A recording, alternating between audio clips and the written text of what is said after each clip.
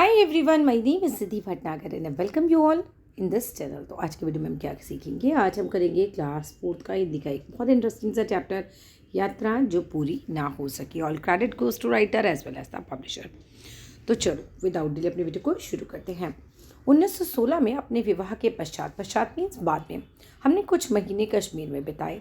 अब राइटर बोलते हैं जब मेरी शादी हो गई तो उसके बाद मैंने कुछ महीने 1916 के बाद कश्मीर में बिताए। मैंने अपने परिवार को तो श्रीनगर की घाटी में छोड़ दिया, परंतु मैं अपने एक चचेरे भाई यानी कि चाचा के बेटे के साथ कई हफ्तों तक पहाड़ों पर घूमता रहा और घूमते हुए लद्दाख तक पहुंच गया। लद्दाख बहुत ठंडी जगह है, बर्फ़ ही बर्फ़ रहती है बेटा। इस यात्रा में मुझे एक दिल दहला देने वाला यानी बहुत डराने वाला अनुभव हुआ। जजीला घाटी से आगे सफ़र करते हुए हम एक जगह पहुँचे। ये जगह है जोजिला घाटी, वहाँ से ये लोग सफ़र कर रहे थे और सफ़र करते करते आगे पहुँचे एक जगह। मेरे ख्याल से वह मटायन कहलाती है, जगह का नाम है।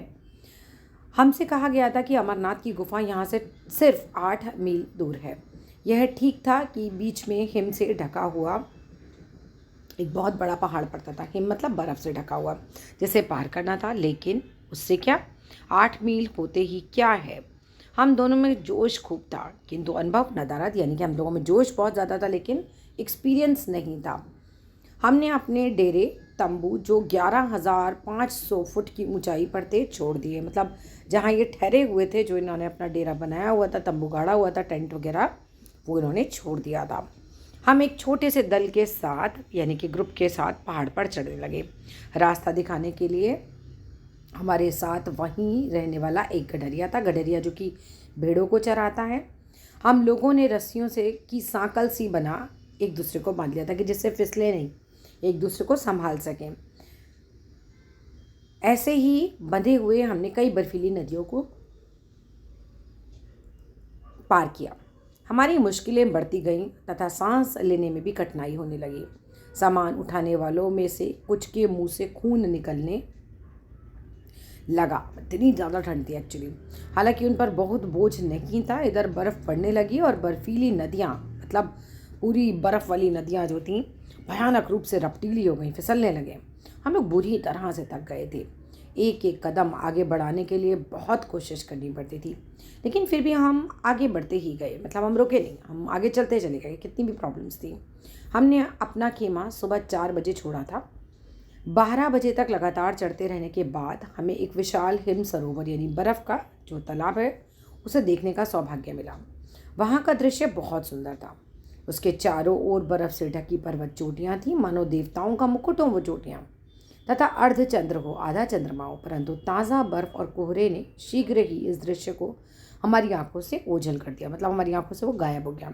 पता नहीं कि हम कितनी ऊंचाई पर थे, लेकिन मेरा ख्याल है कि हम लोग कोई 15-16 हज़ार फुट ऊंचाई पर ज़रूर होंगे, क्योंकि हम अमरनाथ की गुफा से बहुत ऊंचे थे, मतलब ऊंचाई पर थे। अब हमें इस सरोवर को, जो कि लगभग आधा मील लंबा होगा, पार करके दूसरे तरफ नीची गुफा में जाना था, नीचे जाना था गुफा की ओर। हम लोगों ने सोचा कि चढ़ाई खत्म होने से हमारी मुश्किलें भी खत्म हो गई होंगी। यही कारण था कि बहुत थके होने पर भी हम लोगों ने हंसते हुए यात्रा की यह मंजिल भी तय करनी शुरू कर दी कि हमने कहा ठीक है, आगे तो इजी होगा, तो हम चलते गए। इसमें बड़ा धोखा था, क्योंकि वहाँ दरारें बहुत सी थीं और ताज़ा बर्फ़ वाली खतरनाक दरारों से वो ढक जाती थी। दरारें क्या होता था, ताज़ा बर्फ़ गिर रही है तो उससे दरारें दिखाई नहीं दे रही हैं। मैंने जो ही उसके ऊपर पैर रखा, वह नीचे को खिसक गई और थम से मैं एक बड़ी दरार में जा गिरा। यह दरार बहुत बड़ी थी, कोई भी चीज़ उसमें बिल्कुल नहीं नीचे पहुँच सकती थी, लेकिन मेरे हाथ से रस्सी नहीं छूटी। मैं दरार को बाजू को पकड़े रहा और ऊपर खींच लिया। इस घटना से हम लोगों के होश तो उड़ गए थे, फिर भी हम लोग आगे चलते गए। लेकिन दरारों की तादाद, यानी कि बहुत सारी दरारें थी उसमें, और उनकी चौड़ाई आगे जाकर और भी ज़्यादा बढ़ गई थी, और इनमें से कुछ को पार करने के कई साधन भी हमारे पास नहीं थे। इसीलिए अंत में हम लोगों ने थके हारे हताश ही लौट आए और इस प्रकार अमरनाथ की गुफा अनदेखी रह गई। मतलब हम देख ही नहीं पाए। ये लिखा है जवाहरलाल नेहरू जी ने।